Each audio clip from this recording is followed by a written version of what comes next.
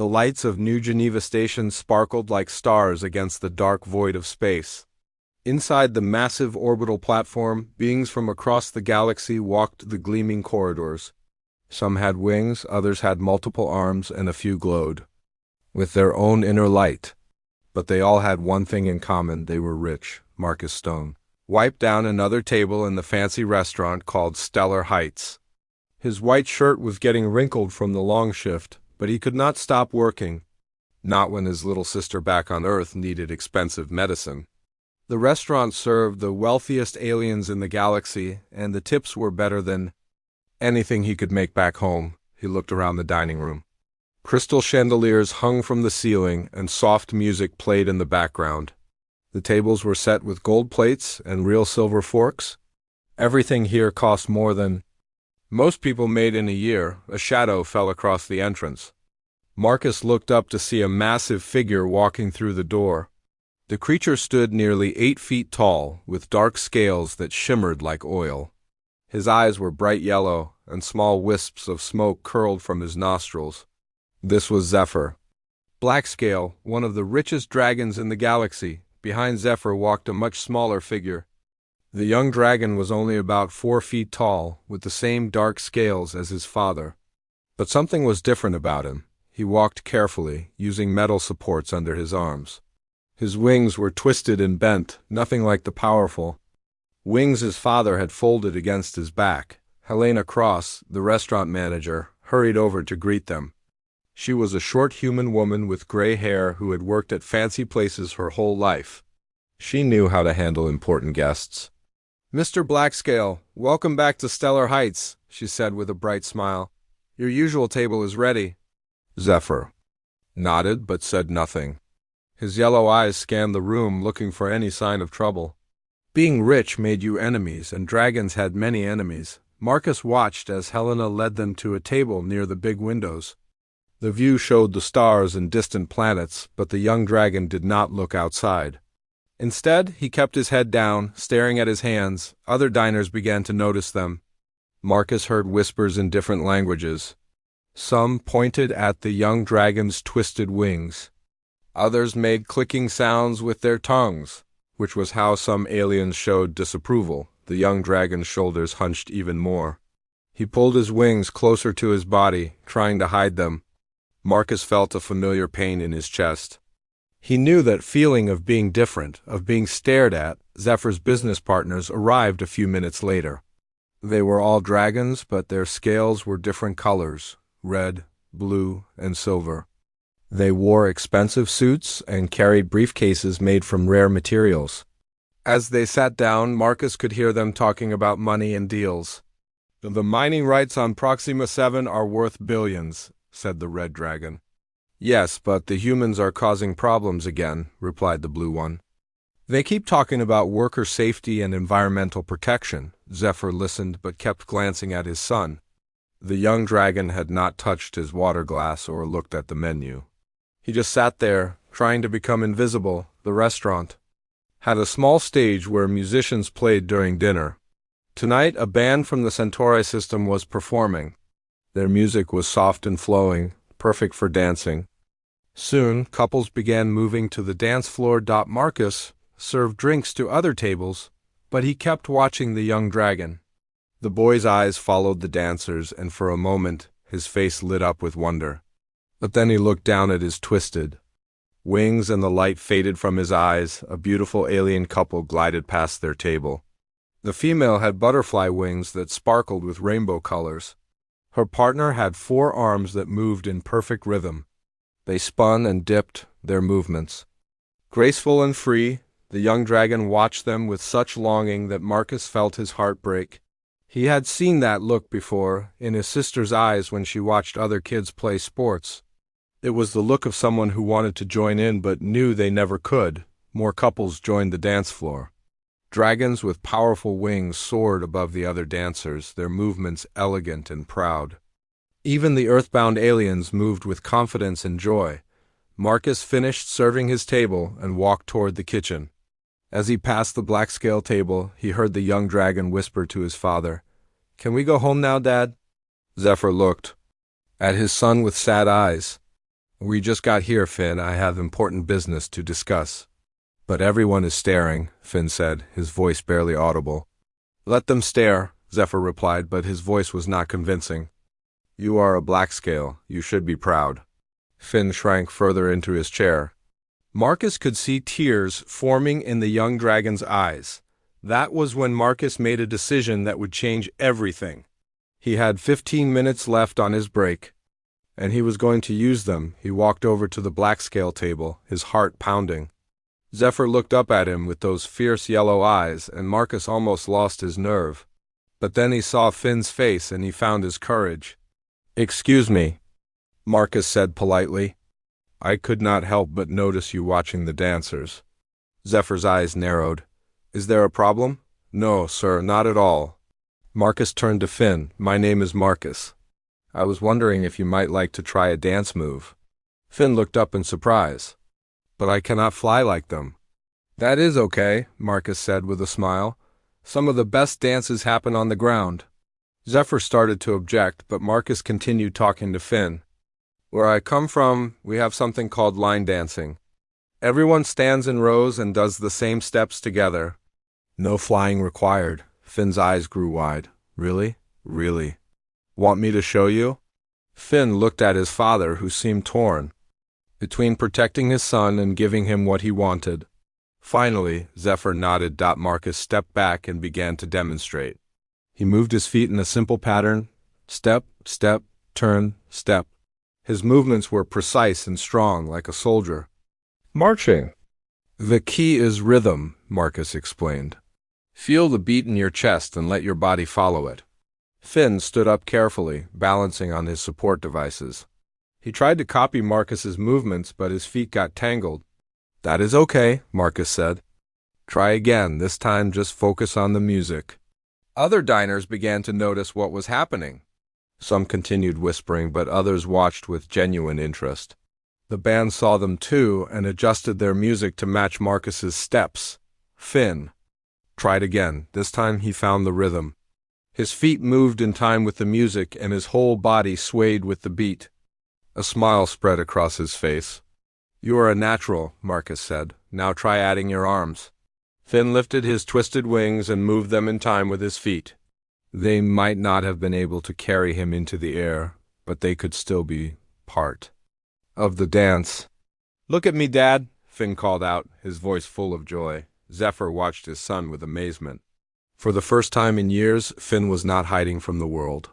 He was part of it. Marcus taught Finn a few more steps, always adapting them to work with his support devices. Soon, Finn was leading the dance, creating his own movements and calling out instructions to Marcus. The other diners stopped whispering. Instead, they began to clap along with the music. Some even stood up to get a better view. When the song ended, the entire restaurant erupted in applause.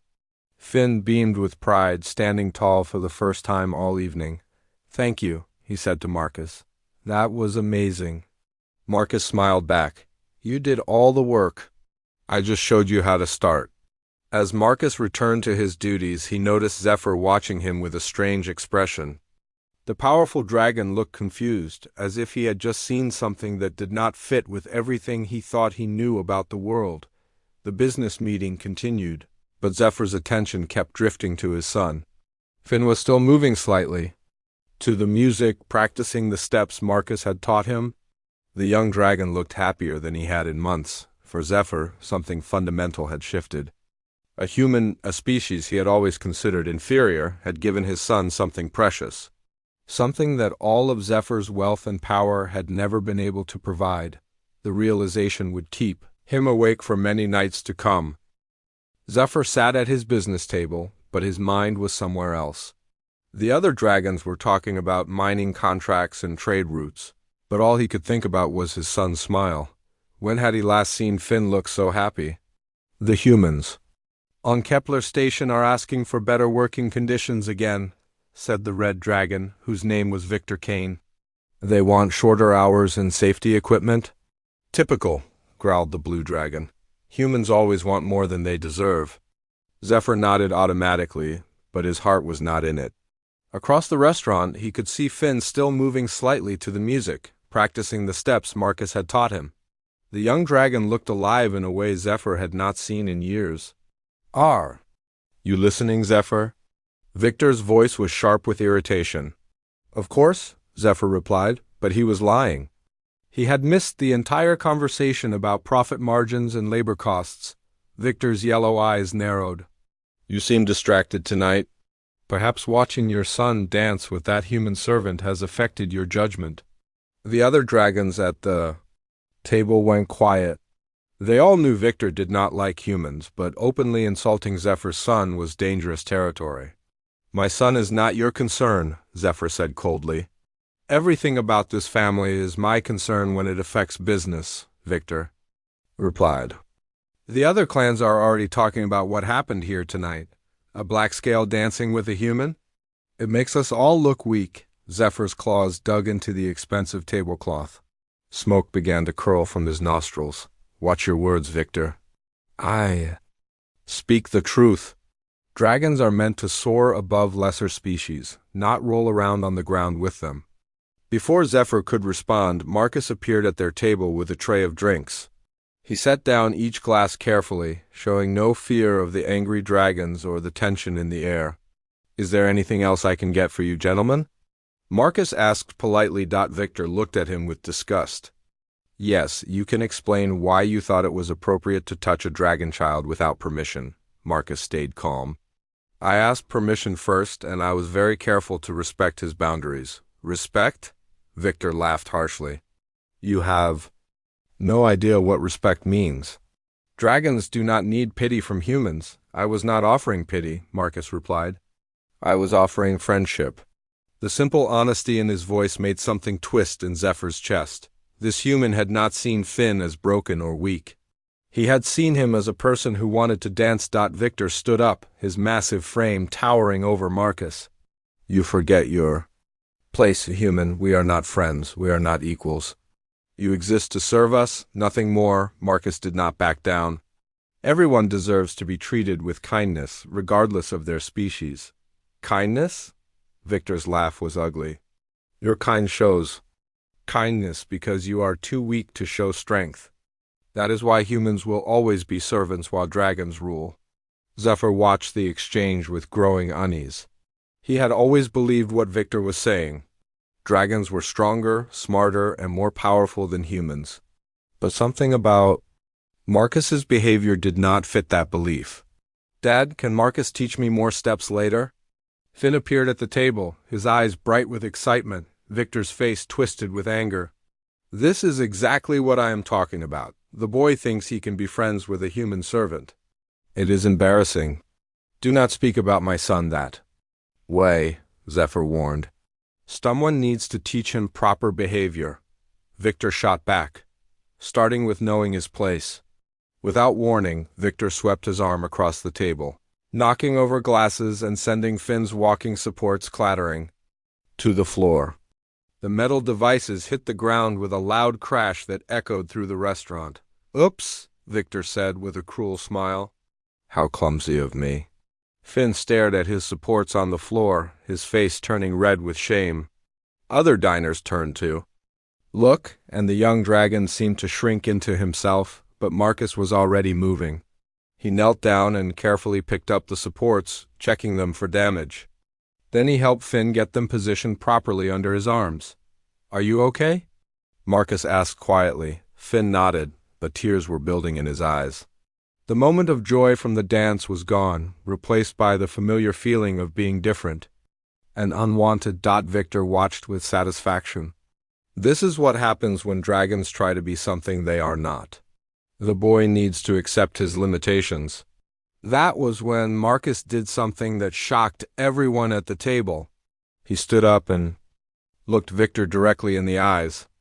"The only limitation I see here is your inability to show basic decency to a child." The restaurant went completely silent. Even the band stopped playing. A human had just challenged a dragon in public. Victor's eyes began to glow with inner fire. "What did you say to me?" "I said you are being mean to a kid who has done nothing wrong," Marcus replied. His voice was steady, but Zephyr could see his hands shaking slightly. "That says more about your character than it does about his." Victor took a step forward, but Marcus did not move. He stayed between Victor and Finn, protecting the young dragon with his own body. "You dare judge me?" Victor's voice was a low growl. "I could burn you to ash with one breath." "Maybe," Marcus said, "but that would not make you right. It would just make you a bully who picks on children." Zephyr found himself standing up. "Victor, that is enough." "No, it is not enough," Victor snapped. "This human has insulted our entire species. He needs to learn respect. He has shown more respect to my son in one evening than you have shown in years," Zephyr replied. Victor's head snapped around to stare at Zephyr. "Are you taking the human side against your own kind?" "I am taking my son's side," Zephyr said firmly. "And right now, this human is the only one here who seems to care about Finn's happiness." The other dragons at the table exchanged worried glances. A split between Zephyr and Victor could affect all their business deals. "You have lost your mind," Victor said. "That human has poisoned your thoughts with his weak emotions." "His emotions are not weak," Zephyr replied. "They are honest. More honest than anything I have heard from you tonight." Victor's face was dark with rage. "You will regret this, Zephyr. The council will hear about your behavior. They will not stand for a dragon leader who has been corrupted by human influence." "Let them hear," Zephyr said. "I am not ashamed of what happened here tonight." Victor gathered his things and stormed out of the restaurant. The other dragons hesitated, then followed him. Soon, Zephyr and Finn were alone at their table. Marcus finished cleaning up the spilled drinks and broken glass. "I'm sorry if I caused problems for you," he said to Zephyr. "You did not cause anything," Zephyr replied. "You simply showed me something I had been too blind to see." "What is that?" Zephyr looked at his son, who was quietly practicing dance steps despite everything that had happened. "You showed me that strength is not about being the biggest or most powerful. It is about standing up for what is right, even when it is difficult." Marcus smiled. "Your son has that kind of strength. He just needs people to believe in him." "Why did you help him?" Zephyr asked. "What do you gain from it?" Marcus looked confused by the question. "I do not gain anything. I helped him because he needed help. That is what people do for each other. But we are not the same species. We are not even friends." "We could be," Marcus said simply, "if you wanted to be." After Marcus returned to work, Zephyr sat with his son in the quiet restaurant. The band had started playing again, but softer now. "Dad, why was Victor so angry?" Finn asked. Zephyr thought carefully about his answer. "Because he is afraid of change. Some people think that being different makes you weak. But tonight I learned that being different can make you special." "Marcus thinks I am special?" "Yes, he does, and so do I." Finn smiled, and Zephyr felt something warm spread through his chest. It was a feeling he had not experienced in a long time. Hope. That night, alone in his expensive hotel room, Zephyr did something he had never done before. He researched human culture on his computer. He read about their history, their art, and their beliefs about treating others with kindness. What he found challenged everything he thought he knew about humans. They were not weak or simple. They were complex and caring in ways that Dragon Society had never taught him to value. By morning, Zephyr had made a decision that would change his life forever. He was going to learn more about these strange, wonderful creatures called humans. And he was going to start by getting to know Marcus Stone. The business empire he had built was important, but his son's happiness was more important. And somehow, this human waiter held the key to both. The news spread through the dragon community like wildfire.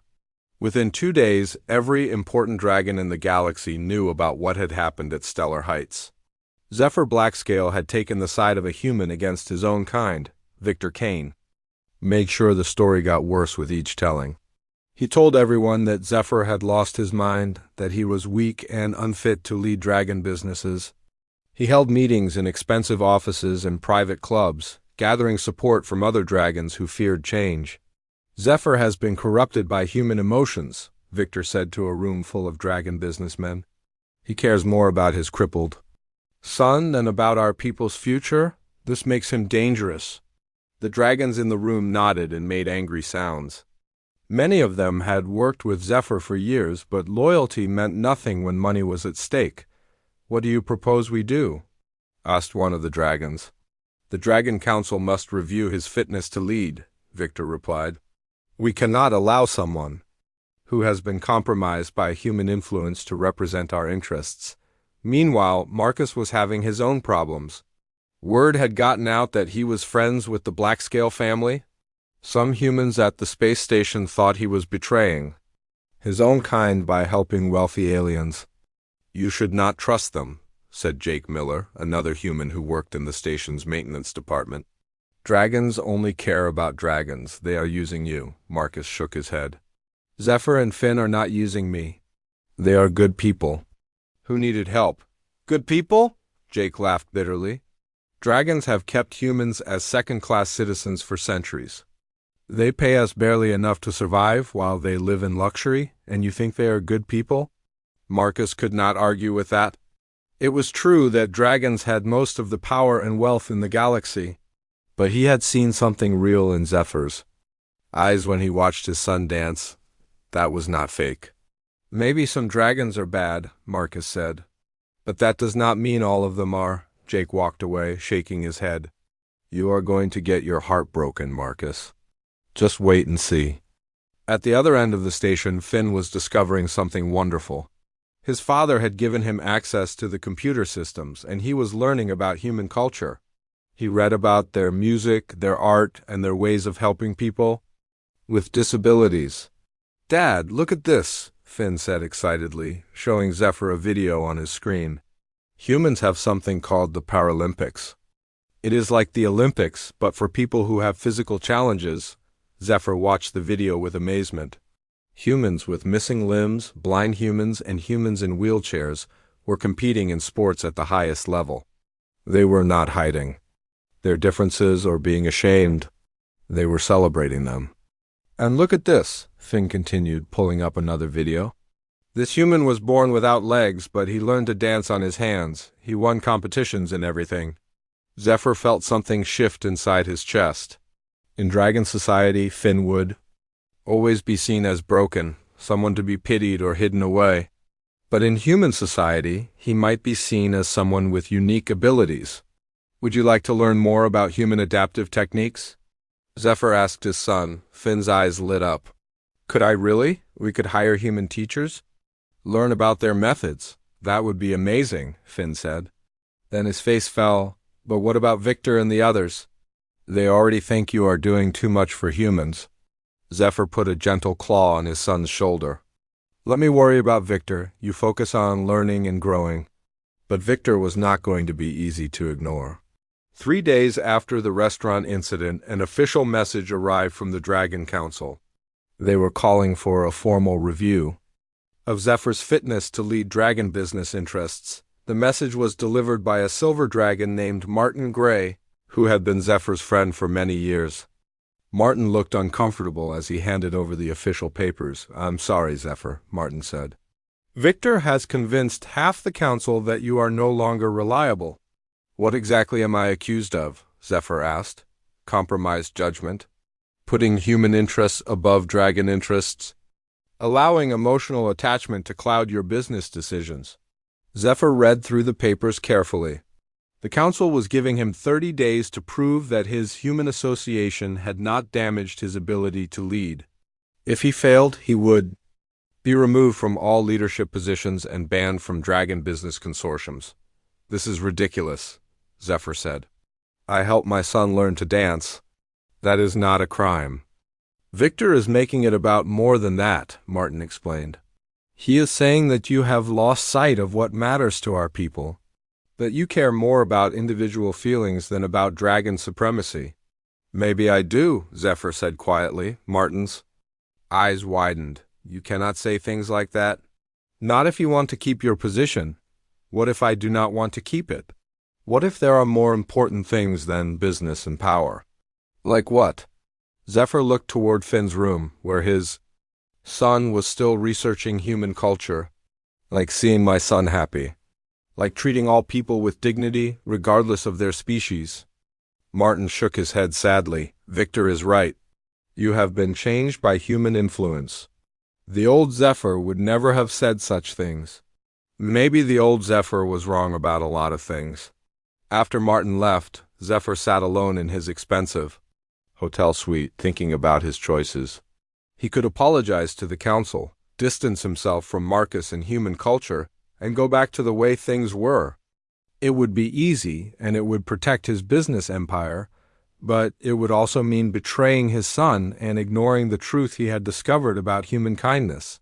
The next morning, Zephyr made a decision that surprised everyone, including himself. Instead of preparing a defense for the council, he went to Stellar Heights to find Marcus. Marcus was setting up tables for the lunch service when Zephyr arrived. The young human looked tired, and there were dark circles under his eyes. "Are you all right?" Zephyr asked. Marcus looked up in surprise. "Oh, hello, I am fine. Just working a lot of extra shifts." "Why extra shifts?" Marcus hesitated, then decided to be honest. "Some of my friends think I should not be talking to you. They say it makes other humans look bad. So I'm trying to avoid them by working more." Zephyr felt a stab of guilt. His association with Marcus was causing problems for the young human, just as it was causing problems for him. "I am sorry," Zephyr said. "I did not mean to make trouble for you." "It is not your fault," Marcus replied. "People are just scared of change." "Speaking of change," Zephyr said, "I have a proposition for you, but first I need to know something." "Do you trust me?" Marcus thought for a moment. "Yes, I think I do. You could have let Victor hurt me the other night, but you did not. That means something." "Good, because I'm about to do something that will either save my son's future or destroy my career, and I need your help to do it." Marcus put down the napkins he was folding. "What do you have in mind?"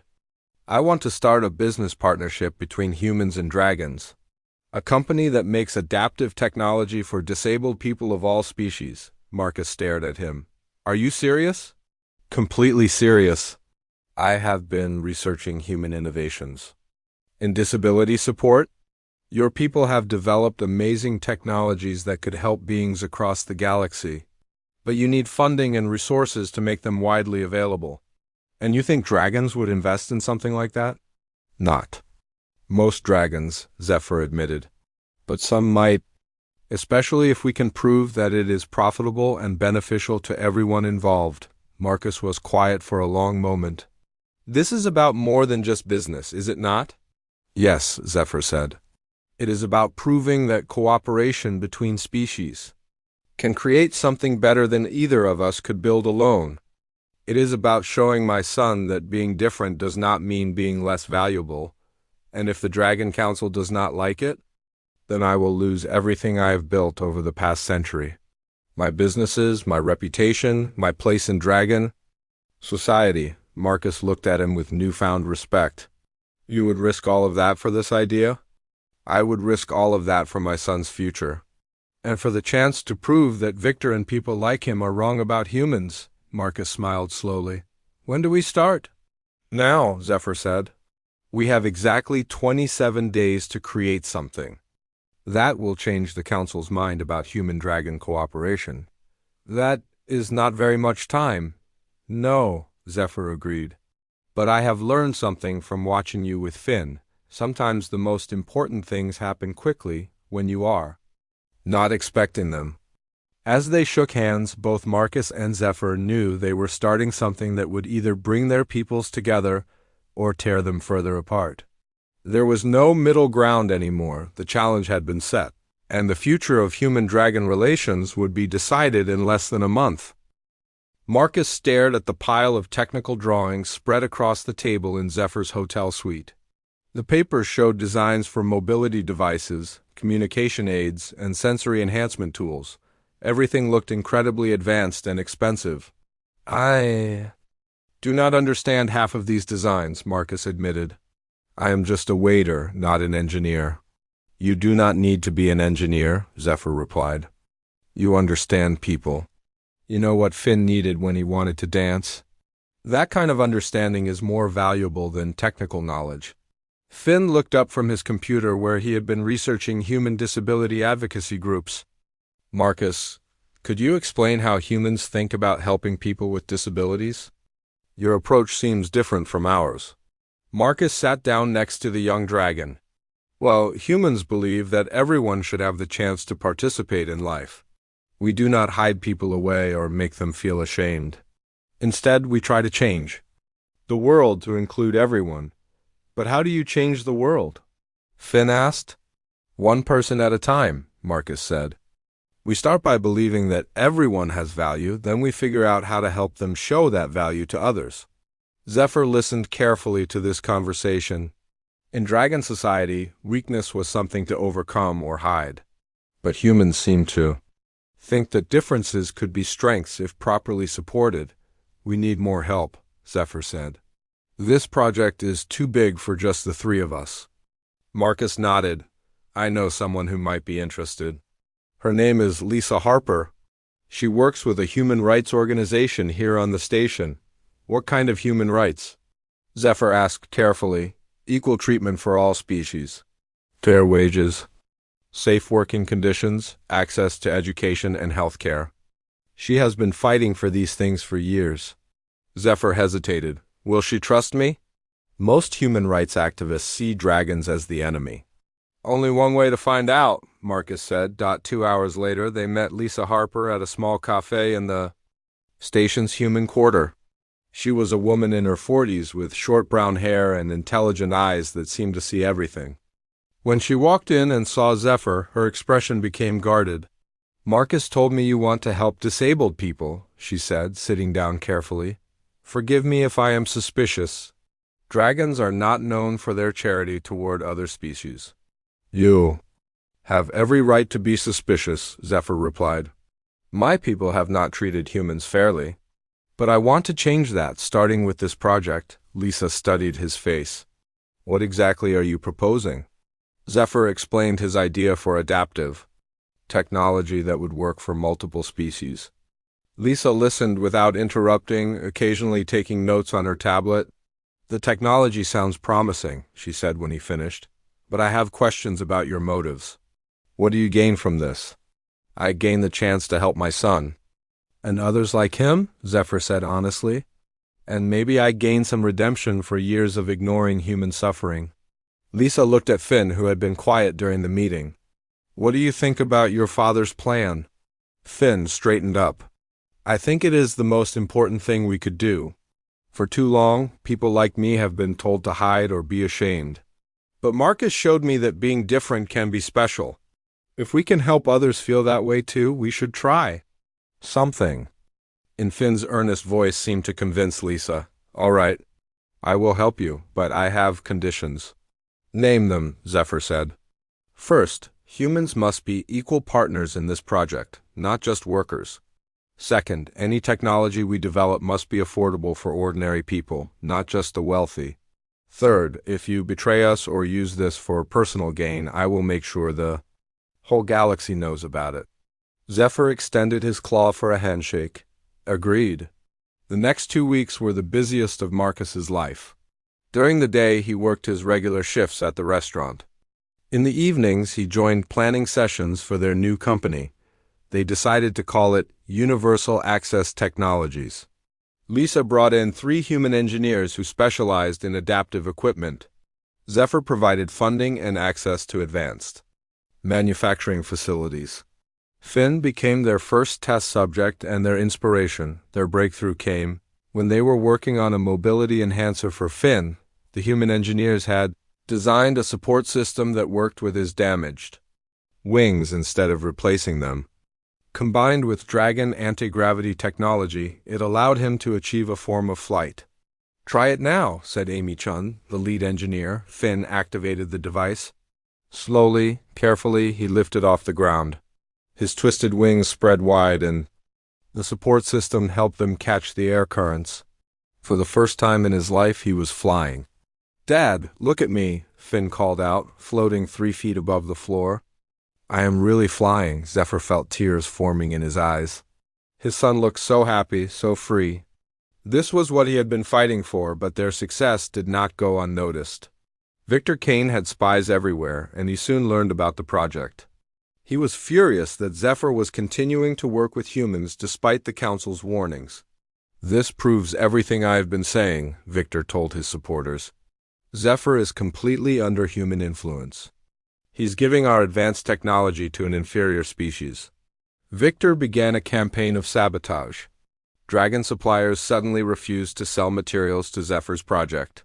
Government inspectors appeared at their workshop, claiming to investigate safety violations. Anonymous complaints were filed about noise and unauthorized experiments. "They are trying to shut us down," Lisa said after the third inspection in 1 week. "Let them try," Zephyr replied grimly. "We are not doing anything illegal, but the harassment was taking its toll. The human engineers were getting nervous about their involvement. Word was spreading that anyone who worked with Zephyr might face retaliation from other dragons. Then came the direct threat. Victor cornered Marcus after his shift at the restaurant. "You need to end this foolishness," Victor said, looming over the young human. "Walk away from Zephyr and his fantasy project." "No," Marcus said simply. Victor's eyes began to glow with inner fire. "You do not understand what you are dealing with. I have the power to make life very difficult for you and every human on this station." "Maybe," Marcus replied. "But that does not make you right." "Right?" Victor laughed harshly. "I am a dragon. That makes me right by definition." "No," Marcus said, surprising Victor with his calm confidence. "Being a dragon makes you powerful. Being right requires something else entirely." "And what is that?" "Caring about others more than you care about yourself." Victor raised his claw, as if to strike, but stopped when he noticed other diners watching. Even he could not attack a human in public without consequences. "This is not over," Victor warned before stalking away. That night, the team gathered in Zephyr's suite to discuss their situation. The Dragon Council review was only 1 week away, and Victor's interference was making it hard to complete their prototype. "Maybe we should postpone the presentation," Amy suggested. "We need more time to test the technology properly." "There is no more time," Zephyr said. "If we do not present next week, the Council will rule against us by default." "Then we work with what we have," Lisa said firmly. "We show them fin flying. We demonstrate that human-dragon cooperation can create something neither species could achieve alone." "What if it is not enough?" Marcus asked. Zephyr looked around the room at these humans who had risked so much to help him. "Then at least we will have tried. And sometimes trying is the most important thing you can do." Finn, who had been listening quietly, spoke up. "I want to do the presentation myself." Everyone turned to look at him. "I want to tell the Council what this project means to me," Finn continued.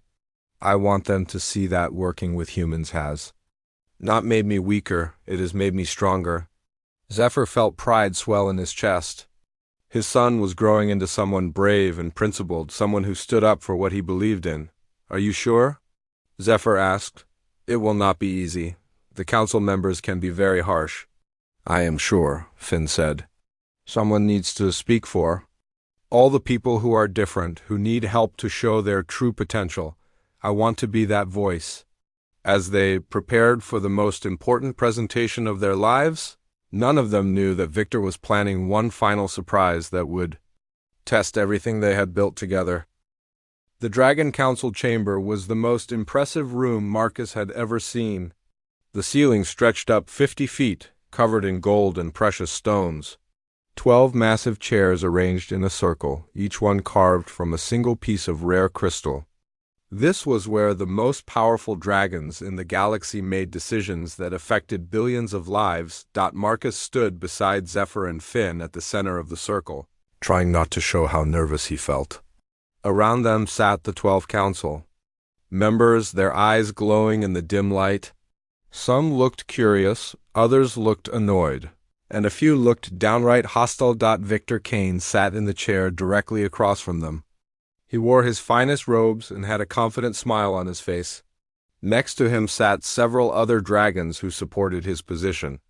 "We are here to review the fitness of Zephyr Blackscale to continue leading dragon business interests," announced the council leader, an ancient gold dragon named Eleanor Brightscale. "Victor Kane has brought serious charges against him." Victor stood up and walked to the center of the circle. Honored council members, I stand before you today to protect our species from a dangerous threat. Zephyr Blackscale has been corrupted by human influence. He puts the feelings of lesser beings above the interests of dragonkind. Victor gestured toward Marcus and Finn. As proof, I present this human servant and Zephyr's disabled son. Zephyr has wasted time and resources trying to make his son seem normal, when he should accept that some dragons are simply inferior. Several council members nodded in agreement. Marcus felt anger building in his chest, but he forced himself to stay calm. Furthermore, Victor continued, Zephyr has entered into business partnerships with humans, sharing our advanced technology with a species that has contributed nothing to galactic civilization. This betrays everything our ancestors built. Victor sat down, looking pleased with himself. The council members murmured among themselves, and Marcus could tell that many of them agreed with Victor's words. Eleanor Brightscale looked at Zephyr. What do you say to these charges? Zephyr stood up slowly. Honored council members, I do not deny that I have changed. I have learned things about humans and about my son that have opened my eyes to new possibilities. What kind of possibilities? Asked one of the council members. The possibility that strength comes in many forms. The possibility that cooperation can achieve more than domination. The possibility that my son is not broken but simply different, Victor laughed mockingly. Listen to him. He speaks like a human, all emotions and weakness. This is exactly what I warned you about. If caring about my son's happiness makes me weak, Zephyr replied, then I choose to be weak. A shocked silence filled the chamber. Dragons never admitted to weakness, especially not in front of the council. Eleanor frowned. Zephyr, you are making Victor's case for him. How can we trust you to lead if you embrace weakness? That was when Finn stepped forward. His young voice echoed in the vast chamber. May I speak, honored council members? Eleanor looked surprised. You are just a child. Yes, but I am the child you are talking about. The one Victor says is inferior. Do I not have the right to defend myself? After a moment, Eleanor nodded. You may speak. Finn walked to the center of the circle, his mobility devices clicking on the crystal floor. He looked so small surrounded by the massive dragons, but his voice was clear and strong. Council members. Victor says I am inferior because I cannot fly like other dragons. He says my father is weak for trying to help me. But I want to show you something. Finn activated his flight support system. The device hummed to life and slowly, carefully, he rose into the air. His twisted wings spread wide, supported by the human-dragon hybrid technology. He flew in a smooth circle around the chamber, demonstrating perfect control. This is what happens when dragons and humans work together, Finn said as he hovered above the council. Neither species could have created this technology alone. Dragons provided the anti-gravity systems, humans provided the adaptive engineering. Together we made something that gives hope to disabled beings across the galaxy. He landed gracefully. In the center of the circle, Victor says my father has been corrupted by human influence, but I say my father has been enlightened by human compassion. He learned that being different does not mean being less valuable. One of the council members leaned forward. Young dragon, what makes you think humans have anything to teach us? Finn looked at Marcus, who nodded encouragingly. Because humans understand something we dragons have forgotten, Finn replied. They understand that a society is only as strong as how it treats its weakest members. When humans find someone who needs help, they do not hide them away or feel ashamed. They find ways to help them contribute and succeed. Pretty words, Victor interrupted, but humans are still an inferior species. They have no real power or advanced technology. You are wrong, said a new voice from the chamber entrance. Everyone turned to see Lisa Harper walking into the room, followed by 3 other humans. They were carrying a large box. Who are you to interrupt this sacred proceeding? Victor demanded. I am Lisa Harper, representative of the Human Rights Coalition, and I am here to present evidence that will change your understanding of human capabilities. Eleanor looked annoyed. This is highly irregular. Humans are not permitted in council chambers. With respect, honored council leader, Zephyr said, this human is my business partner. She has important information about our joint project. After a moment of discussion, Eleanor allowed Lisa to speak. Lisa opened the box and pulled out several devices. These are adaptive technologies developed through human-dragon cooperation. Mobility enhancers for beings with damaged limbs. Communication. Devices for those who cannot speak. Sensory amplifiers for those with impaired sight or hearing. She activated each device, demonstrating how they worked. Every piece of technology uses both human innovation and dragon resources. But more importantly, each one was designed based on human philosophy about inclusion and dignity. Lisa looked directly at Victor. You say humans have contributed nothing to galactic civilization.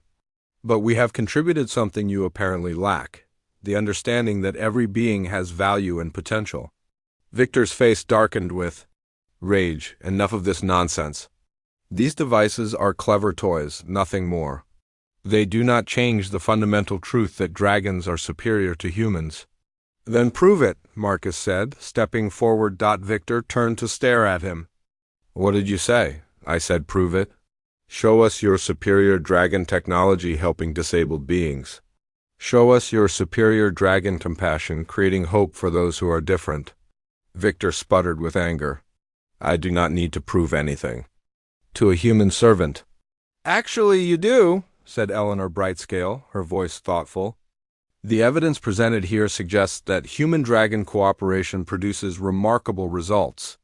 Victor, if you claim dragon superiority, you should be able to demonstrate it. Victor realized he was trapped.